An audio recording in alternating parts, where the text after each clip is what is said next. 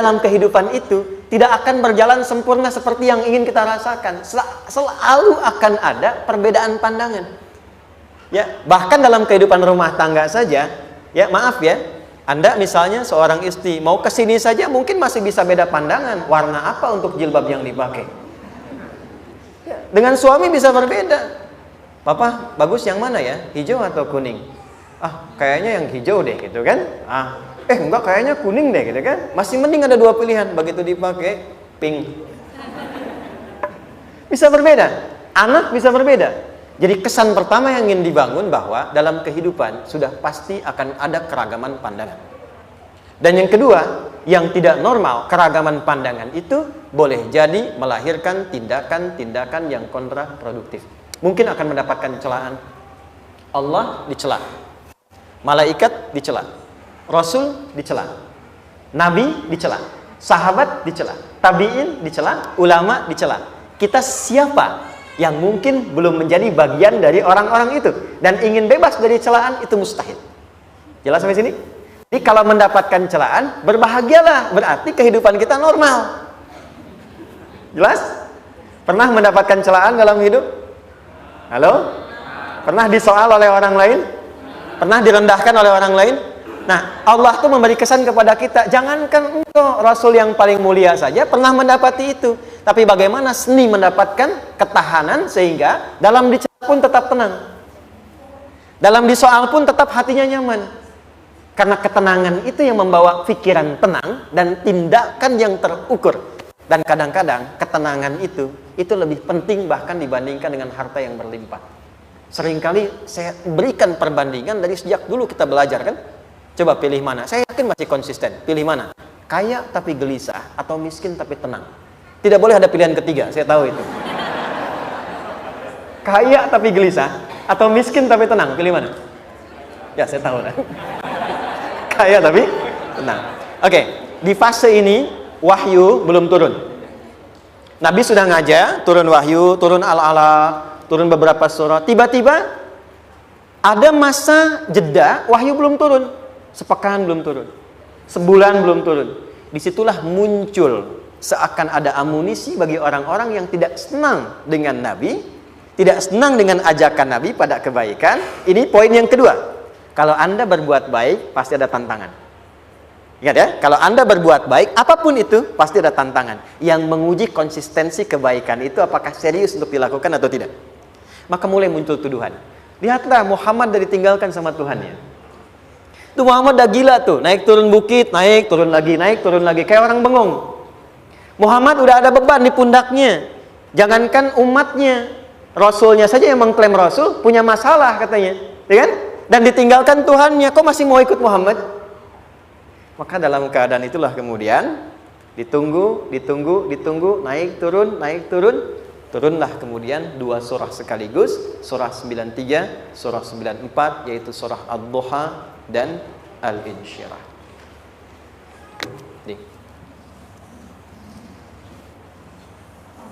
Oke.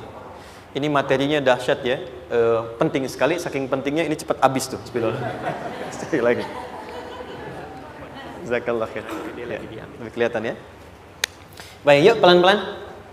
Jadi turunnya surah Ad-Duha dan surah Al-Insyirah, hikmahnya satu atau fungsinya satu, memberikan petunjuk bagaimana mengatasi satu persoalan sesulit apapun, tapi masih dapat menghadapinya dengan keadaan yang tenang.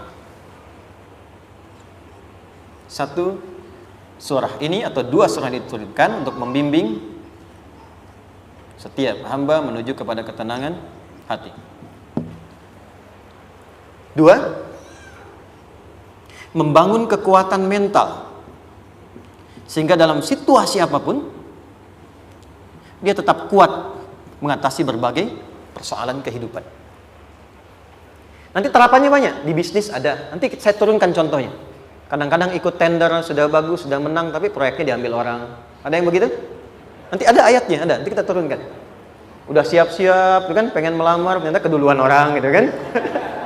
Udah siap-siap, pengen dapat ini, mau lulus, ternyata nilainya nggak seperti yang diharapkan. Muncul, ada, selalu ada demikian. Nanti kompleksitasnya banyak. Tapi dua surah ini kalau kita bisa kuasai artinya dengan baik, pahami dengan benar, maka akan ada sesuatu yang beda yang terasa dalam jiwa kita dan kesiapan mengatasi setiap persoalan dalam kehidupan.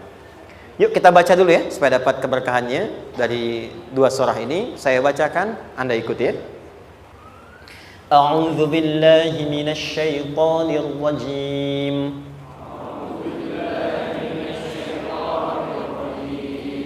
Bismillahirrahmanirrahim.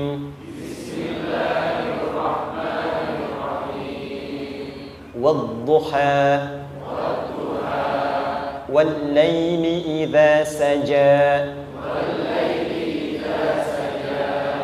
ما ودعك ربك وما قلى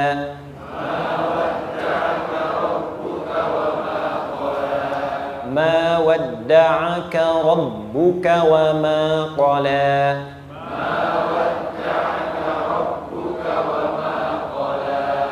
وللآخرة خير لك من الأولى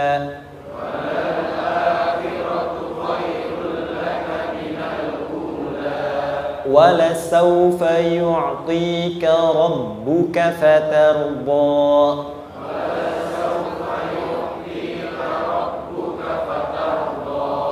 ألم يجدك يتيما فآوى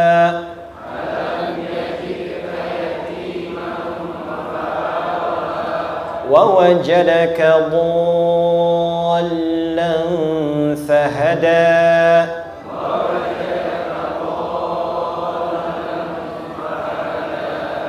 ووجدك عائلا فأغنى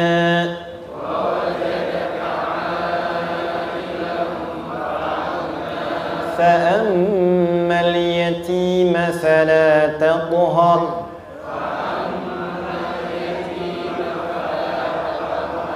وأما السائل فلا تنهر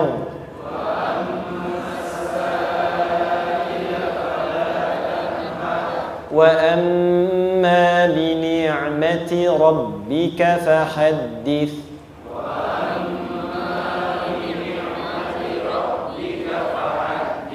Baik, satu surah dulu, alhamdulillah. Izin saya bacakan tadi untuk diikuti supaya setidaknya kalau kita pulang dan ditanya bagaimana hidupmu engkau jalani, seperti apa engkau berinteraksi dengan Quran yang telah aku turunkan, maka kita pernah menjawab, ya Allah kami pernah bacakan itu. Jangan pernah kita berkehidupan sampai wafat dan tidak pernah berinteraksi dengan Quran walaupun sekedar membacanya. Wadduha, aku bersumpah, setiap huruf waw yang berada di awal kalimat di satu surah itu makna utamanya berarti sumpah. Ya, qasam, sumpah. Seringkali diartikan demi, ya. Wal asri, demi masa. Wal fajri, demi waktu fajar.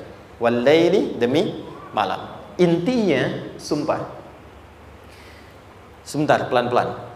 Kalau Allah menyampaikan sesuatu kepada kita, yakin tidak? Saya ulang, yakin tidak? Serius? Hah? Kalau yakin, kenapa tidak dilakukan? Ya, itu pertanyaan besar ya. Baik, kalau Allah menyampaikan, tidak bersumpah pun harusnya kita yakin. Tapi kalau Allah bersumpah dalam kaidah ilmu tafsir, berarti ada sesuatu yang sangat penting, yang saking pentingnya akan sangat dibutuhkan oleh setiap hamba, sehingga diminta setiap hamba itu fokus menyimak apa yang mau disampaikan. Bahkan saking pentingnya menyimak itu, Allah bersumpah. Jelas? Kalau teman-teman menemukan di Quran ada ayat dibuka dengan sumpah, berarti ada kasih Allah yang tinggi yang akan disampaikan di ayat itu sampai meminta kita fokus untuk menyimaknya. Ad-duha, untuk memudahkan maknanya, teman-teman kalau waktu duha itu jam berapa ya? Oke, sebetulnya dimulai sejak matahari itu mulai naik, yang memantulkan ya atau menyinari cahayanya itu mulai terasa lembut. Ya, kalau misalnya kita ambil 1,5 jam setelah subuh. Sekarang subuh 4:30 lah, taruhlah 4:30 ya. 1,5 jam berarti jam 6 kan? Nah, itu awal duha tuh. Awal duha. Sampai ke pertengahan kurang lebih 9:30, jam 10. Akhir duha jam 11 sampai menjelang ke zuhur. Awal duhanya disebut dengan syuruk namanya. Syuruk. Jadi syuruk itu awal duha. Kalau sudah jam 6 ada cahaya matahari ya. Enak nggak ke tubuh kita itu? Nyaman nggak? Jam 8 enak nggak kalau berjemur ya? Jam 9 enak ya? Nah, ini kata kiasan dalam bahasa Arab. Kalau kita merasakan sesuatu yang enak, nyaman, memberikan manfaat yang banyak, itu orang Arab sering memberikan kiasan dengan waktu-waktu tertentu. Di antaranya duha. Jadi kalau kita menemukan kalimat duha, jangan langsung diartikan ke waktu duhanya.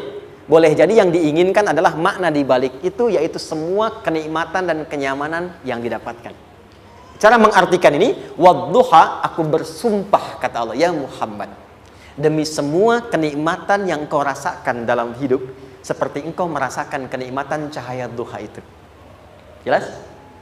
Wal-laili idza saja, dan aku bersumpah, al-lail, lail itu apa? Malam. Baik, lail turunannya, layali jamaknya, lela, lili, lala, itu malam. Jadi kalau ada ibu leli, ibu malam-malam ya. Lail. Oke. Lail itu malam. Malam gelap nggak? Gelap. Tapi kalau gelapnya gulita, tidak ada cahayanya, gelap betul gitu. Gelap ya. Misalnya sedang kita dapati misalnya satu momentum padam lampu, padam semua, dan pas gerhana misalnya gelap sekali. Nah, itu bahasa Arabnya disebut dengan saja namanya. Ya, saja. Wal laili idza saja. Dan malam apabila telah gulita, zaman Nabi kan nggak ada lampu, ya, belum ada PLN, ya, dan seterusnya. Jadi gelapnya betul-betul gelap. Saya mau tanya sebentar, biasanya kalau situasi gelap itu mudah nggak menemukan benda tertentu? Melangkah mudah atau sulit? Tidak mudah untuk dilakukan kan? Dalam bahasa Arab, kalau kita ingin mengungkapkan satu kegamangan yang luar biasa, sampai kita merasakan gelap dan sulit melangkah. Bukan hanya karena nggak ada cahaya, mungkin karena ada pekerjaan tertentu yang menyulitkan, masalah tertentu yang menyulitkan, sehingga merasa seakan-akan kita tuh gelap. Makan nggak enak, melangkah susah. Pernah nggak merasakan situasi yang saking beratnya satu beban itu seakan-akan makan nggak mau, melangkahnya berat, ada vertigo, kadang-kadang pusing. Pernah merasakan itu? Itu bahasa Arabnya, wal-laili idza saja. Perhatikan kalimatnya, ya Muhammad sallallahu alaihi wasallam, aku bersumpah demi semua kebahagiaan dan kenikmatan yang engkau pernah raih, seperti merasakan kenikmatan cahaya duha. Dan mungkin persoalan hidup yang pelik yang membuat engkau merasakan kesulitan, seakan-akan merasa di suasana gelap yang gulita. Ma wadda'aka rabbuka wa ma qala. Tanamkan dalam jiwamu yang paling dalam, aku tidak akan pernah meninggalkanmu. Ada suami pulang dari pekerjaan, mendapati istri sedang termenung dan mengalir air matanya. Tiba-tiba suaminya datang mengatakan, hangat sekali pada istrinya, di sampingnya, membelainya dan mengatakan, "Ma, demi semua suka yang pernah kita lalui bersama, dan demi duka yang mengalirkan air matamu saat ini pun, tanamkan dalam hatimu yang paling dalam, Papa akan selalu bersama Mama dalam setiap situasi itu." Kira-kira para ibu merasakan itu bagaimana perasaannya? Masa sih? Tapi itu menarik loh. Menarik ya. Jadi kalau teman-teman ngaji surat Yusuf, di surat Yusuf itu laki-laki diilustrasikan dengan matahari, perempuan diilustrasikan dengan rembulan. Ya. Inni ra'aitu ahada asyara kaukaba wasyamsa wal qamara ra'aituhum li sajidin. Ayah, aku melihat bulan dan matahari serta 11 gemintang sujud hormat kepadaku. Jadi matahari diartikan itu sebagai laki-laki, suami, ayah. Kenapa disebut matahari? Diilustrasikannya, matahari itu kan menyengat dengan kuat. Kalau kita menjemur, mengeringkan pakaian, melindungi. Tipikal suami itu melindungi. Ada yang ganggu istri, sengat dengan kuat. Ada air mata yang mengalir, hei, keringkan itu sehingga tidak larut air mata mengalir di pipinya. Itu matahari. Sebaliknya rembulan. Rembulan itu kan enak dipandang, bukan bulannya ya, bukan bulannya. Kalau bulannya kan desainnya nggak sempurna, baik terlihat. Tapi cahaya rembulannya. tampil dengan indah, tampil dengan baik, enak dipandang, menenangkan, dan tidak tertukar. Jangan sampai ada istri jadi matahari, suami jadi rembulan. Jelas ya? Dengan kekuatan bulan aku menghukummu, ya kan? Itu salah. Oke. Tahan sampai sini, tahan. Lihat baik-baik. Saya berhenti sampai sini dulu. Kalau di Quran ada ayat menyebutkan, tidak spesifik orang yang disebutkan dan kapan kejadiannya, maka peristiwa itu akan terjadi dan dialami oleh kemungkinan generasi berbeda di setiap masa dengan tokoh berbeda tapi perasaan yang serupa. Sebaliknya, kalau disebutkan namanya, jelas identitasnya, kapan kejadiannya, maka peristiwa itu hanya akan menimpa orang tersebut dan tidak akan dialami lagi orang lain setelahnya.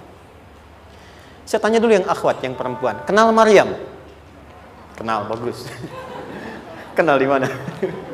Maryam anaknya Imran, mengandung, melahirkan Isa alaihissalam, Yesus Mesias, tanpa disentuh laki-laki manapun.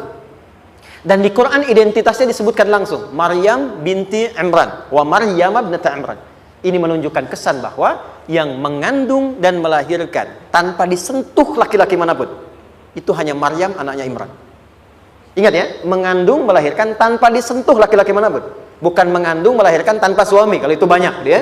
Ya, mengandung melahirkan tanpa disentuh laki-laki manapun. Hanya Maryam binti Imran. Tapi kalau nggak disebutkan siapa orangnya, kapan kejadiannya, tidak detail disebutkan, ini artinya situasi itu akan dialami kembali oleh orang di masa depan dengan generasi yang berbeda tapi substansi yang sama. Pertanyaannya, pernahkah kita mengalami situasi yang sulit sampai seakan merasa gelap? Nah, baik, maka adab yang pertama, jika mengalami situasi seberat apapun dalam berkehidupan, maka dekati Allah Subhanahu wa ta'ala. Ini awalnya, dekati Allah. Apalagi kalau ada yang mengatakan ini nggak mungkin, ini nggak akan terjadi, ini nggak bisa. Kalau sudah ada tanda seperti itu tanda langsung dari Allah, supaya Anda diminta langsung mendekat kepada Allah dan tinggalkan semua makhluk. Karena Allah hanya akan mengabulkan langsung kepada Anda tanpa perantara siapapun. Itu yang terjadi pada Nabi Zakaria. Ini nggak mungkin, ini mustahil. Maka beliau langsung memohon kepada Allah dan langsung menyebutkan, ya Allah, saya minta darimu saja, tidak dari yang lain. Maka dikabulkan seketika. Jadi yang pertama, jika punya kesulitan sebesar apapun, seberat apapun, cepat dekati Allah. Maka di situ akan dijawab langsung oleh Allah, ma wadda'aka rabbuka wa ma qala. Hambaku, sepanjang engkau mendekat kepadaku, maka yakinkan dalam dirimu, situasi apapun yang kau rasakan, aku tidak akan pernah meninggalkanmu. Sudah? Satu? Paham sampai sini? Oke. Pelan-pelan ya. Saya belum bicara caranya. Saya baru bicara di awal motivasinya. Dekati Allah dulu, nanti caranya didetilkan di surah Al-Insyirah. Teruskan. Ma wadda'aka rabbuka wa ma qala. Walal akhiratu khairul laka minal. Perhatikan. Hei, seberat-berat bebanmu saat ini, ingat, satu saat akan tuntas. Dan ini pun ujian. Kalau sudah meninggal, gak ada ujian lagi. Dan nanti kehidupan yang sekarang, apapun yang kau pertentangkan, perdebatkan, perselisihkan, itu semua akan ditinggalkan. Jadi ternyata Allah mengungkap hakikat kehidupan dunia. Apapun yang diperselisihkan, tuh unik ya. Orang berselisih pada yang akan ditinggalkan. Aneh nggak? Ada orang berebut makanan, kan?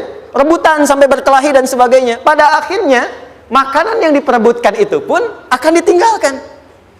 Yang ini meninggal, itu meninggal. Jadi memperebutkan sesuatu yang pada akhirnya akan berakhir. Kata Allah, Allah sampaikan, jika Anda mengalami situasi, sesuatu yang mungkin membuat berat, tanamkan pada jiwa kita, hei, yang aku kejar-kejar ini, boleh jadi aku akan tinggalkan juga. Kenapa aku harus menangisi dan larut pada sesuatu yang tidak abadi? Maka Allah hibur kita dengan mengatakan, kamu tenangkan diri dulu. Semua yang kamu pikirkan sampai membuat kamu berat begini, pada akhirnya kamu tinggalkan. Dan yang abadi itu akhirat. Walal akhiratu khairul laka minal. Dua, pelan-pelan sikapi setiap masalah dengan proporsional. Jangan terlalu larut dalam sesuatu. Dapat job satu, pengen, dah siap, kontraknya besar, tiba-tiba hilang. Dipikirin, Anda mikirkan itu pun nggak akan balik. Proporsional aja dulu. Ya, nanti caranya akan turun nanti di alin syirah. Tenangkan diri dulu. Prasangka baik kepada Allah Subhanahu wa taala. Boleh jadi apa yang Allah ingin berikan sebagai pendahuluan sekarang belum sampai kepada kita karena Allah menyiapkan yang lebih baik di balik itu. Kita belum tahu ada apa di balik itu sehingga kita tidak dapatkan itu. Sehingga kemudian Allah katakan walal akhiratu khairul laka minal ula. Teruskan wala saufa yu'tika rabbuka. Pelan-pelan. Orang yang punya sikap seperti ini itu cenderung lebih dekat mendapatkan ridha Allah dibandingkan dengan orang-orang yang larut dalam kesulitan. Orang yang move on dengan setiap persoalan dalam kehidupan, cepat berpikir secara proporsional, tidak menggantungkan hidupnya pada persoalan tertentu sehingga membuat dia menjadi beban, itu lebih mendekatkan dirinya kepada ridha Allah dibandingkan dengan orang yang meratapi persoalan hidupnya. Ya. Pelan-pelan. Jadi spiritnya, kalau punya masalah apapun, jangan dilarutin terus. Gak usah diratapi, cepat move on. Berpikir lagi, rencanakan lagi. Nanti, detailnya ada di alin syirah. Tapi poin besarnya, janji Allah mengatakan, kalau Anda bisa move on, proporsional, maka yang dijanjikan oleh Allah, di situ Allah percepat datangnya ridha Allah Subhanahu wa ta'ala. Kalau ridha Allah sudah datang, maka akan dua yang diberikan. Pertama kali, ketenangan di dalam jiwa, dan yang kedua, kemampuan untuk berikhtiar lebih baik mencapai apa yang diinginkan. Satu, kalau ridha Allah sudah diberikan pada seorang hamba, yang pertama diberikan ketenangan dalam jiwa. Bukan dunianya dulu. Bukan apa yang Anda ingin harapkan dulu.